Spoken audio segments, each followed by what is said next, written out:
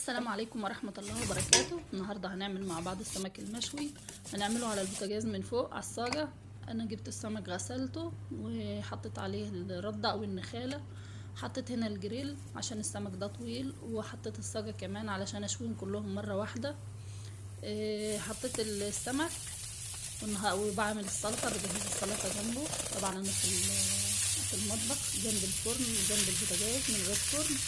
ده السمك خد اللون طبعا من الناحيه وقلبناه على الناحيه الثانيه. خليكي حريصه وانت بتقلبي السمك تقلبي من ناحيه الظهر مش من ناحيه البطن، عشان لو شلتي من ناحيه البطن ممكن يتكسر. هنا هكمل السلطه. طبعا بعمل كمان رز بشعريه وحمرت الشعريه وبجهز كله مع بعضه. ودي ميزه ان انا بعمل على البوتاجاز من فوق. هنا قطعت السلطه. طبعا واخده بالي من السمك، ببص على السمك ببص على الرز، بعمل السلطه كله وانا واقفه في المطبخ قبل ما السلطه تتعمل.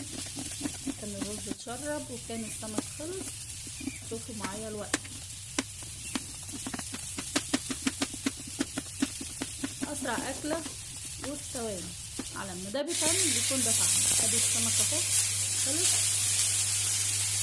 هشيل السمك طبعا بنفس الطريقه. هشيل السمكه من ناحيه الظهر.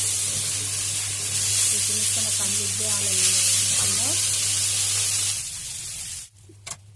ده سمك المكاريل، شيلته في خلطه من الملح انا عاملاها، ملح وكمون وفلفل اسود وروزماري وزعتر وشطه، وبرش منها على السمك ده. والسمك البوري ما بعملش الخلطه او التمليحه، انا بحط عليه الخلطه من الملح دي واعصر عليه ليمون، ويا اما احطه في صينيه والفه بالسلوفان او بالورق احطه في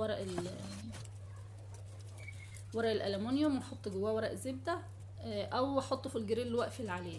المهم ان انت بتقفلي عليه علشان بياخد ويدي مع بعضه كده والملح يدوب ويبقى ايه جميل. وادي الرز اهو بتاعنا اتعمل. كمان شوفوا البوتاجاز، انا شويت السمكه اهو، وريتكم الناحيه اللي فيها الصاجه لان الناحيه التانية ملمومه مش هتوقع على البوتاجاز ولا حاجه. ده وريتكم الناحيه اللي فيها البوتاجاز. ودي الصاجه هي هنغسلها وعينها للمره التانية ان شاء الله. وكده السمك اتعمل والرز اتعمل والسلطه اتعمل. هتشوفوا الوقت الاكل مغروف وبالهنا والشفا.